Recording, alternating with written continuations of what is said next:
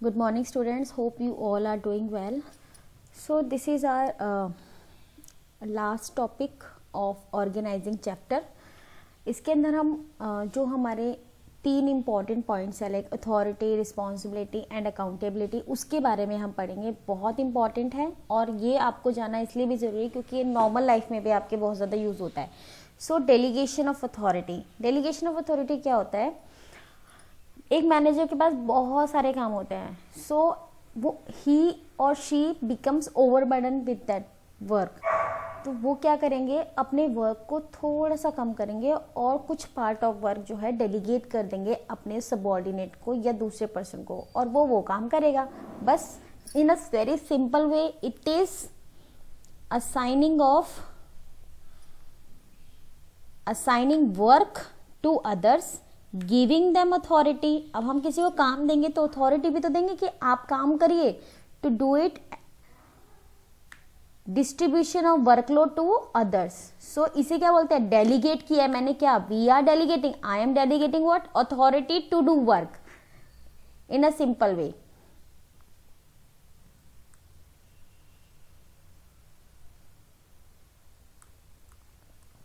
चलिए let's read it out. In every organisation managers are assigned a lot of work. As I told you earlier, manager alone cannot perform all the work, so he must share his duties with subordinates. Delegation refers to the downward transfer of authority. मतलब हम अपने ऊपर से लेकर नीचे तक, मैं अपना काम बॉस को तो नहीं दूंगी ना. ऑब्वियसली ये कैसा है? This is downward from a superior to subordinate. It is a prerequisite to the efficient functioning of an organization. एक अच्छी ऑर्गेनाइजेशन सही से काम करे तो ये जरूरी है कि हम क्या करें, हमारी अथॉरिटीज को हम डेलीगेट करें. Because it enables a manager to use his valuable time, ताकि जो उसका टाइम है वो हाई प्रायोरिटी एक्टिविटीज पे फोकस कर पाए. Delegation is a result of human limitation, because हर इंसान की एक लिमिटेशन होती है. क्या?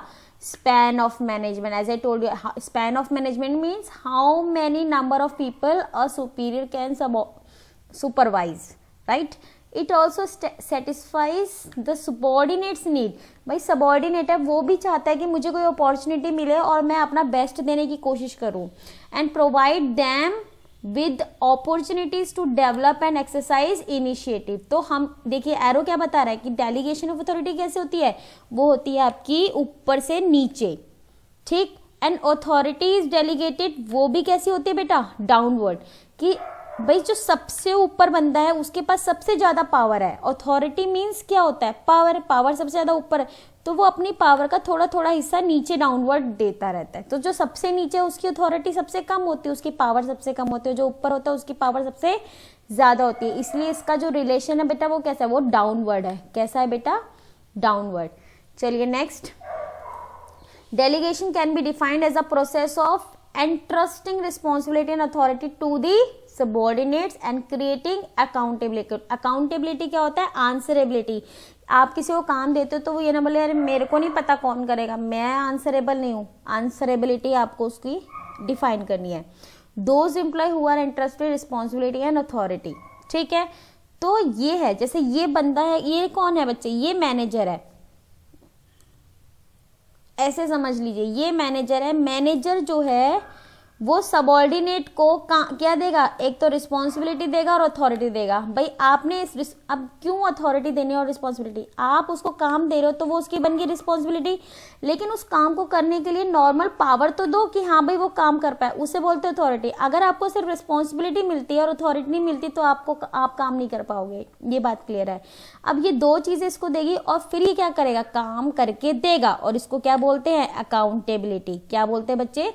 Accountability. Assignment of duties. Duties इसे मिल गई और इसकी रिस्पॉन्सिबिलिटी है, बन जाती है कि आप वो काम करके आपको देगा. Elements of delegation. डेलीगेशन के 3 एलिमेंट होते हैं. कौन कौन से? Accountability, responsibility and authority. Authority, responsibility and accountability. So ये 3 इसके क्या है बच्चे? 3 एलिमेंट्स हैं. Authority means right to command. अगर आपके पास, जिसे मॉनिटर बना देते हैं हम, लेकिन उसके पास कोई पावर नहीं है, तो इसलिए कोई उनकी सुनता नहीं है। तो जब आपके पास पावर हो जाएगी, अथॉरिटी हो जाएगी, then you have right to command, तब आप ऑर्डर दे पाएंगे और लोग आपकी सुनेंगे। Authority means power to take decisions, it is the right to initiate command and issue orders. To carry on the responsibility, every employee needs to have some authority. Authority can be delegated, so when managers passing some their responsibility to the subordinate, they should also pass some of the authority. मतलब जब आप काम दे रहे हो तो कुछ authority भी दो।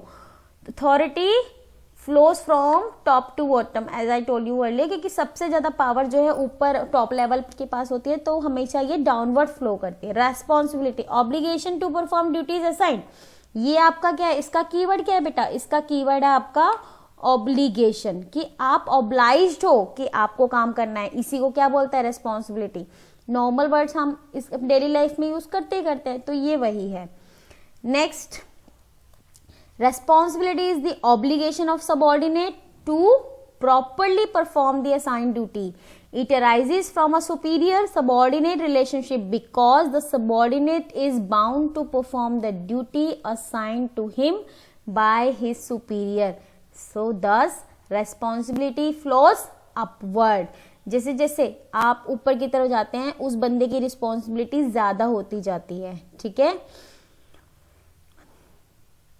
क्योंकि उसके पास उतना ही रिस्पॉन्सिबल है जितना उसको काम दिया गया, वो बाकी चीजों के लिए रिस्पॉन्सिबल नहीं है। So there must be a parity between authority and responsibility. If authority granted is more than responsibility, आप उस एक बंदे की रिस्पॉन्सिबिलिटी सिर्फ कॉपी चेक करने की है, आप उसको ज्यादा सिर्फ चेक करने की है, मार्क्स देने की नहीं है, और आपको ने उसको पावर ज्यादा दे दी है, लेकिन रिस्पॉन्सिबिलिटी छोटी सी है, तो आप गलत हो जाओगे। तो आपकी जो पैरिटी है, मींस रिस्पॉन्सिबिलिटी अथॉरिटी का जो एक बैलेंस है, तराजू के जैसे होना चाहिए, एम्बलम के जैसे होना चाहिए, बिल्कुल बराबर, इक्वल। नहीं तो क्या करेगा वो बंदा, वो उस पावर का क्या करेगा बेटा, वो मिसयूज करेगा उस पावर का। And if responsibility assigned is more, अगर रिस्पॉन्सिबिलिटी ज्यादा होंगी लेकिन उसके बाद अथॉरिटी नहीं होगी, then it may make a person क्या, इनइफेक्टिव। भाई वो बेचारा पावर ही नहीं है उसकी, तो वो बिल्कुल भी इफेक्टिव नहीं रहेगा। बस ऐसे आप उससे क्वेश्चन पूछते रहिए, रिस्पॉन्सिबिलिटी देखो कितना भारी बोझ है उसके ऊपर। सो जो अथॉरिटी होती है वो कैसी होती है, वो होती है डाउनवर्ड, और रिस्पॉन्सिबिलिटी कैसी होती है, अपवर्ड होती है। क्योंकि जैसे जैसे आप आगे बढ़ते रहते हैं, ऊपर जाते रहते हैं, आपकी रिस्पॉन्सिबिलिटी ज्यादा हो जाती है। Accountability means answerability for the final outcome. आप भाग नहीं सकते जो काम आपको दिया। मान लीजिए मैनेजर है, मैनेजर को काम दिया मैनेजिंग डायरेक्टर ने, सीईओ ने, मैनेजर ने अपना काम अपने सबऑर्डिनेट को दे दिया, बट क्या ऐसा हो सकता है कि जब एमडी उनसे बोले कि बताओ काम हुआ नहीं हुआ, तो वो बोलते भाई मुझे तो नहीं पता, ऐसा तो नहीं हो सकता। तो आप अपनी आंसरेबिलिटी से भाग नहीं सकते, ठीक है। आपने उसे काम करने के लिए दिया है, लेकिन आपको उसे क्या करना है, उसको फॉलो करना है, उसको कंट्रोल करना है, चेक करना है कि क्या वो अपना काम ठीक से कर रहा है या नहीं कर रहा है। So accountability implies being answerable for the final outcome. Once authority has been delegated and responsibility accepted, one cannot deny accountability. Means काम दे दिया, रिस्पॉन्सिबिलिटी दे दी, अथॉरिटी दे दी, लेकिन आप मना नहीं कर सकते कि हमारी कोई आंसरेबिलिटी नहीं है। अकाउंटेबिलिटी फ्लोज अपवर्ड्स, ये भी अपवर्ड जाती है। A subordinate will be accountable to a superior, मेरा जो नीचे होगा और उसके जो नीचे होगा, ऐसे ऐसे एक एक करके तो आप आंसर दोगे। सो it is generally enforced through regular feedback on the extent of work accomplished. The subordinate will be expected to explain the consequences of his action or omissions. मतलब आपसे क्वेश्चन पूछे जाएंगे कि ऐसा क्यों किया, ऐसा क्यों नहीं किया। So accountability cannot be delegated. आप, ये बहुत जरूरी है बेटा इसके बारे में जाना है। इसको मैं दोबारा आपको बता देती हूँ कि आप किस चीज को डेलीगेट कर, डेलीगेट क्या होता है, ये जो वर्ड होता है डेलीगेट, ये जो वर्ड है डेलीगेट वर्ड यूज होता है काम के लिए। आप अपने काम को दूसरे पे टाल सकते हो, लेकिन आप अपनी अकाउंटेबिलिटी को किसी को नहीं डाल सकते। So accountability can not be delegated. So accountability flows upward from subordinates to superior. ये इसको जवाब देंगे ऐसे ऐसे, नीचे से यहाँ पे एक पर्सन है, यहाँ एक पर्सन है, यहाँ एक पर्सन है, यहाँ एक पर्सन है, तो ये इसको आंसर देगा, ये इसको आंसर देगा, ये इसको, तो ये ऐसे अपवर्ड की तरफ जाती है। सिर्फ एक अथॉरिटी है जिसका मुंह ऐसा है नीचे की तरफ, ऊपर से नीचे, बाकी सब नीचे से ऊपर जाते हैं। ठीक है। Elements of delegation, a comparison, authority, responsibility and accountability. It may be stated that authority is delegated. ये कहा जाता है कि अथॉरिटी डेलीगेट कर दी है। Responsibility is accepted and accountability is imposed. Responsibility is derive from authority while accountability is derive from responsibility. ये सब अपने आपस में मिले हुए हैं ना भाई। रिस्पॉन्सिबिलिटी कब आती है? जब आपको क्या दी जाती है? अथॉरिटी, पावर दी जाती है, और पावर तब दी जाती है तो क्या बनते हैं आप अकाउंटेबल हो जाते हो, काम को लेके आपको देना पड़ता है। तो ये सब आपस में मिले जुले वर्ड्स हैं। ये इनका बेसिस है कंपैरिजन का। डेफिनेटली ये कंपैरिजन वाली स्टडी आपकी कॉपी में भी होगी। सो एक बार हम पढ़ लेते हैं इसे राइट टू कमांड। अथॉरिटी से पावर मिलती है। ये क्या है? रिस्पॉन्सिबिलिटी, तो आप ऑब्लाइज्ड हो काम करने के लिए। और ये क्या है? आंसरेबिलिटी। अथॉरिटी डेलीगेट हो सकती है, बट रिस्पॉन्सिबिलिटी आप रिस्पॉन्सिबल हो, आप ही रिस्पॉन्सिबल रहोगे काम के लिए। और आपकी आंसरेबिलिटी भी कभी भी डेलीगेट नहीं होती। ये दोनों डेलीगेट नहीं होती, ये डेलीगेट होती है। ये फॉर्मल है, ये डेलीगेटेड अथॉरिटी आपको मिली है, और आपकी ये क्या है? रेस्पॉन्सिबिलिटी बन जाती है। रिस्पॉन्सिबिलिटी ये मैंने आपको बताया डाउनवर्ड जाती है, और बाकी दोनों क्या जाती हैं? अपवर्ड जाती हैं। ठीक है। अकाउंटेबिलिटी कहाँ से आती है? कम्स फ्रॉम, जब आप रिस्पॉन्सिबल होते हो तभी आप आंसरेबल होते हो। इम्पोर्टेंस, आपके ऐसा क्यों होता है? जब अच्छी डेलीगेशन होती है, क्यों हम डेलीगेशन करते हैं? ताकि आपकी मैनेजमेंट इफेक्टिव रहे। एक ही बंदे पे ज्यादा काम रहेगा तो it will become overburden and ineffective हो जाएगा। एम्प्लॉयज को जब आप अपने सबऑर्डिनेट्स को काम देते हैं तो वो बहुत अच्छे से काम करते हैं और उनका डेवलपमेंट होता है, मोटिवेट करता है एम्प्लॉय को और अच्छा काम करने के लिए, ग्रोथ मिलती है, और मैनेजरियल हायरार्की भी अच्छी हो जाती है, टॉप लेवल, मिडिल लेवल, ऐसे। इफेक्टिव मैनेजमेंट आप देख सकते हैं पिक्स में। एम्प्लॉय डेवलपमेंट, आप काम सिखा रहे हैं। मोटिवेशन, खुश हो जाता है बंदा, देखो आप वो काम करवा रहे हैं ना अपनी डंकी से, तो आपने उसको क्या दिया? कैरेट। ये उसका मोटिवेशन है और अच्छा काम करने के लिए। फैसिलिटेट्स ग्रोथ, धीरे धीरे बंदा ग्रो करता है और कंपनी भी ग्रो करती है। और हायरार्किकल, कौन किसे क्या रिपोर्ट कर रहा है ये भी पता चल जाता है। Better coordination. सो इस तरीके से हमने इसको एक्सप्लेन भी किया। By delegating the routine work, थोड़ा सा पढ़ लेते हैं। Manager is able to concentrate on the policy matters and decision making. हम जब मैनेजर अपना काम दूसरों को दे देता है तो वो जो इम्पोर्टेंट मैटर्स होते हैं उस पर वो काम कर सकता है, और इससे क्या होगा? उससे उसकी जो इफेक्टिवनेस है वो बच्चे इंक्रीज हो जाएगी। मोटिवेशन ऑफ एम्प्लॉयज, ऑब्वियसली जब हम किसी को काम देते हैं तो एम्प्लॉय भी मोटिवेट होता है। ग्रांट अथॉरिटी, उसको थोड़ी पावर देते हैं, और हर इंसान को पावर बहुत पसंद आती है, चाहे वो सबऑर्डिनेट क्यों ना हो। So they have a sense of उन्हें लगता है कि मैं इंपॉर्टेंट हूँ। अ सेंस ऑफ रिकॉग्निशन उनमें आती है कि मैं इंपॉर्टेंट हूँ, and this gives a motivation for higher performance. So employee development कैसे होता है? Employees get opportunities to use their talent. It allows them to develop their skills and perform complex tasks. It makes them better leaders and decision makers. ठीक है।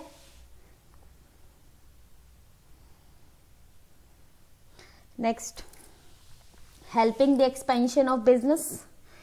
Business को बढ़ाने में मदद करता है। The enterprise expends well trained, experienced and competent person readily available to take up the position. भाई जब मैं मैनेजर हूँ, मैंने अपने नीचे जो मेरे सबऑर्डिनेट है, मैंने उनको काम डेलीगेट किया, तो धीरे धीरे उनमें जो डेवलपमेंट आ गया है। अगर मेरे को कुछ हो जाता है या मैं कहीं नौकरी छोड़ के चली जाती हूँ तो एक बंदा तैयार है, रेडिली अवेलेबल है वो पोजीशन को हायर करने के लिए, और उस बंदे को भी लगा कि नेक्स्ट मेरा प्रमोशन मैनेजर की पोस्ट पे होगा। इसीलिए तो मैनेजर होते हैं, असिस्टेंट मैनेजर होते हैं, और भी कई पोस्ट होती हैं।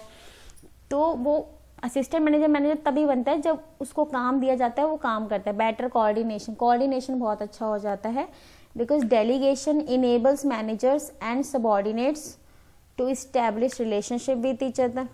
है ना भाई, एक दूसरे को काम देते हैं तो बात करते हैं। It improves the atmosphere and maintains effective coordination at all the levels of management, reduces the workload of managers. Obviously manager का काम बहुत ज़्यादा आसान हो जाता है when we delegate. So with the process of delegation, managers can pass all the routine work to the subordinates and concentrate on the important work. So without delegation, managers will be overburdened with the work. So delegation is very important. को easy भी है chapter, मुश्किल नहीं है, लेकिन आपको ये समझना पड़ेगा कि easy जरूर है, बट जब आप लिखने बैठोगे, जब आइडेंटिफाई करोगे, that become difficult. So better be read out the case studies very carefully. यहाँ पे एक दो तरीके के ऑर्गेनाइजेशंस के बारे में और बात हो रही है, जिसका नाम है centralization, decentralization. When we had discussion on the Fayol's 14 principle, वहाँ पे भी ये वाला था। सेंट्रलाइजेशन, जब ये वाली पिक से आपको समझ में आ रहा होगा, जब सारे लोग एक ही इंसान के पास जाते हैं छोटे छोटे डिसीजन लेने के लिए, सब पावर एक ही बंदे के हाथ में होती है, इसके पास है, और यहाँ पे उसने पावर को थोड़ा थोड़ा बांट रखा है। देखो दोनों में फर्क है। जो डिसेंट्रलाइजेशन होता है ना, वो एक बहुत बड़े लेवल पे होता है, पूरी ऑर्गेनाइजेशन में फैला होता है, उसे बोलते हैं डिसेंट्रलाइजेशन। तो बच्चे जो होते हैं वो ये सोचते हैं कि यार डिसेंट्रलाइजेशन डेलीगेशन ऑफ अथॉरिटी में फर्क क्या है। फर्क ये है कि जो डिसेंट्रलाइजेशन है वो ब्रॉड कंसेप्ट है, पूरी ऑर्गेनाइजेशन में फैला है। मान लीजिए चंडीगढ़ में एक फैक्ट्री है, कोई छिंदवाड़ा में फैक्ट्री है, कोई भोपाल में है, तो आपने अलग अलग, ये नहीं कि अगर छिंदवाड़ा में कोई डिसीजन लेना है तो हम फटाफट से जाके मेन दिल्ली में जो उसका मेन ऑफिस है उसको फोन करेंगे। अगर छिंदवाड़ा में करना हो, छिंदवाड़ा का जो मैनेजर है वो डिसीजन ले सकता है। तो ये क्या है, ये डिसेंट्रलाइजेशन है कि बार बार हमें मेन ऑफिस में नहीं भागना है, ठीक है। लेकिन डेलीगेशन ऑफ अथॉरिटी के एक मैनेजर ने अपना ही काम, चाहे उस कंपनी में सेंट्रलाइजेशन और डिसेंट, उससे मतलब नहीं है, सिर्फ उसने अपना थोड़ा सा काम अपने सबऑर्डिनेट से करा लिया है, ये डिफरेंस है। So centralisation refers to concentration of authority at top level, सिर्फ टॉप लेवल के पास सारे डिसीजन लेने हैं। An organization is centralized when decision making authority is in the hands of top level. And decentralization में क्या होता है, systematic delegation of authority throughout all the levels, सभी levels पे होगा। तो इसका जो concept है वो थोड़ा broad है। अब आपसे पेपर में कोई पूछे सेंट्रलाइजेशन अच्छा है डिसेंट्रलाइजेशन, तो मैं तो यही कहूंगी और आप भी यही लिखना कि there must be a middle path between centralization and decentralization. जो इंपॉर्टेंट डिसीजंस है वो सेंट्रलाइज्ड होने चाहिए और जो डेली रूटीन के वर्क हैं वो डिसेंट्रलाइज होने चाहिए। डिसेंट्रलाइजेशन अगर होता है मीन्स हम ऑल लेवल पे बांट देते हैं, तो उसका सबसे ज्यादा फायदा ये होता है कि डिसीजन क्विक हो जाता है, एग्जीक्यूटिव डेवलपमेंट होता है। भाई हम डिसीजन खुद ले रहे हैं, मैं एग्जीक्यूटिव हूँ या मैं मैनेजर की पोस्ट पे हूँ, तो मेरा डेवलपमेंट होगा, development of managerial skills, relieves top management. भाई टॉप मैनेजमेंट में अपना काम मेरे को दे दिया डिसेंट्रलाइजेशन में, तो facilitates growth, better control and effective communication. ये सारे वही बेनिफिट है जो डेलीगेशन ऑफ अथॉरिटी के हैं, लेकिन दोनों में डिफरेंस क्या है कि decentralization at big level and delegation of authority at low level. Hope आपको ये समझ में आ गया होगा बेटा। नाउ डिसेंट्रलाइजेशन देखिए, सामने देखिए रखो, systematic dispersal of authority to the lower levels of organization. Importance अभी बताया था मैंने कि अगर हम खुद काम करते हैं, सबऑर्डिनेट से कराते हैं, तो it develop initiative among subordinates. था ना 14 प्रिंसिपल में से एक प्रिंसिपल था कि इनिशिएटिव को हमें प्रमोट करना है, कि सबऑर्डिनेट खुद आके हमें कोई सलाह दे, कोई डिसीजन में मदद करे।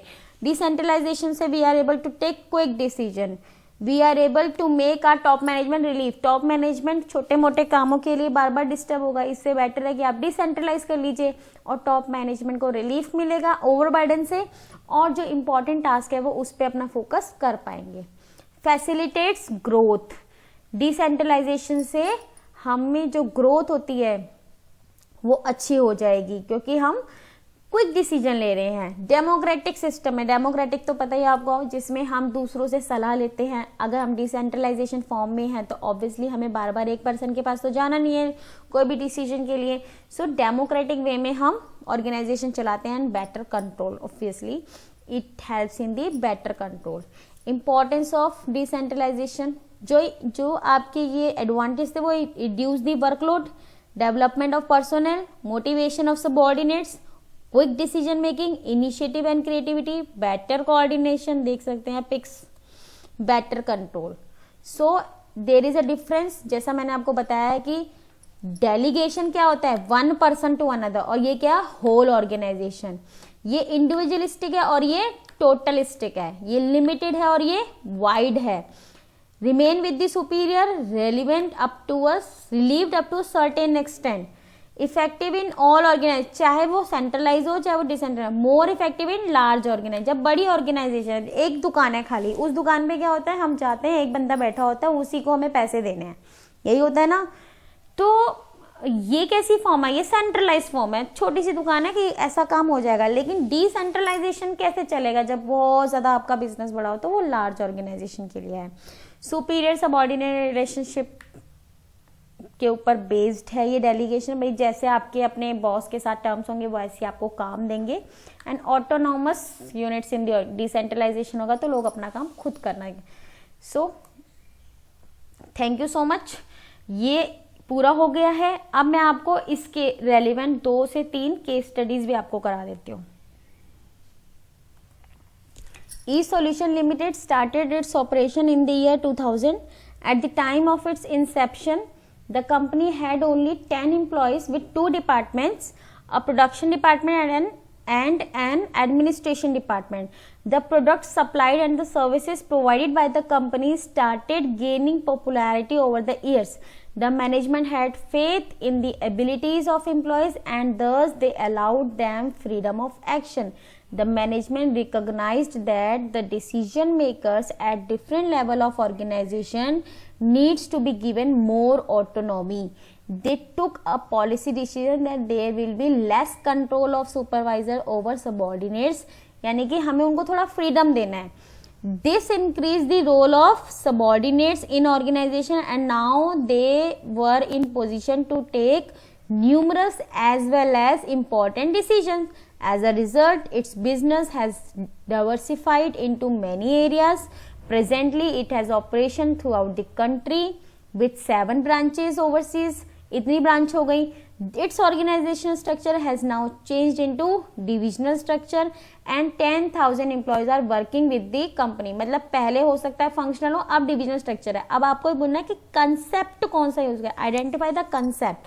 तो कंसेप्ट जो है ना बेटा, वो हमारा कंसेप्ट है